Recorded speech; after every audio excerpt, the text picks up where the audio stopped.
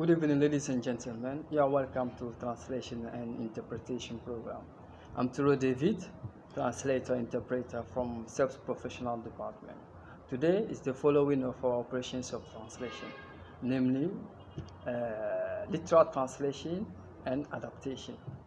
Literal translation, well, we didn't explain it at the beginning of our program. Why? Because I know that Francophones are most of the cases based on literal translation to express their idea, but sometimes it's not the wrong way of doing things in terms of translation. But you have to know, when do we use literal translation and what is literal translation. Literal translation is a word-for-word translation, the direct message from the source text into the target text by observing the grammatical and syntactic rules.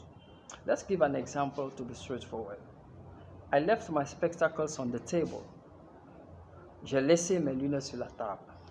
And then, where are you? Où es-tu? Où êtes-vous? Up to now, there's no problem. If there's no problem for the right meaning in the target language, we can use literal translation. But where we have a flaw is where we have to avoid that word-for-word translation in this context. For example, when you say he looked at the picture of health. Here, when you take word for word, it will be il paraissait l'image de la santé. But as it doesn't make sense, but we have the corresponding expression in French for that. That will be il avait l'air en pleine forme. That is the right or the corresponding expression in French. That's why you have to be careful when you are doing literal translation.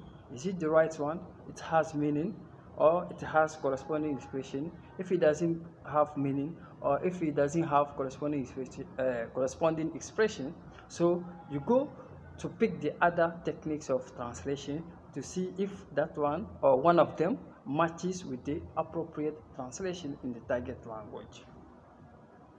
So adaptation. What is adaptation? Adaptation is a kind of equivalence, but based on cultural background of different people. Like you are emphasizing, you have to emphasize on the difference. What is in one culture may be different from the other one. For example, an Englishman, he kissed his daughter on her mouth. So when you want to translate this, you will say word for word, il embrassa sa fille sur la bouche, mais ce n'est pas un comportement dans le milieu des Français. You see, they don't have this kind of behavior. So, c'est mieux de dire, il serra sa fille dans ses bras. Tu vois, non? Donc, this act of kissing his daughter is a sign of love, is a sign of affection. So, in French environment, c'est the sign of love, the sign of affection from a father towards the daughter. You have to serrer dans ses bras. Donc, c'est ce qu'on va dire serrer dans ses bras pour adopter ce qu'on appelle l'adaptation dans ce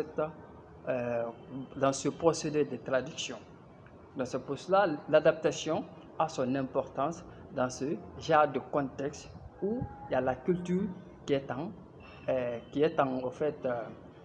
c'est la culture qui est en avant, mais différente de la langue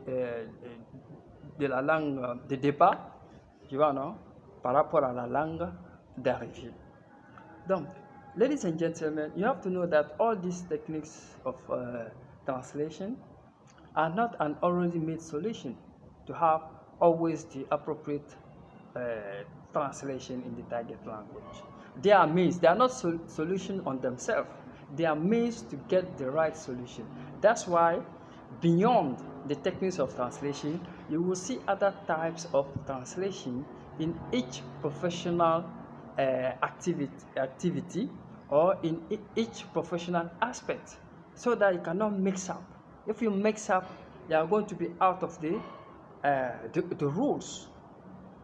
So ladies and gentlemen, try to kindly like it, comment it, and share it more so that we can broaden the audience and to enrich the content of the video. We have so many videos that are to come.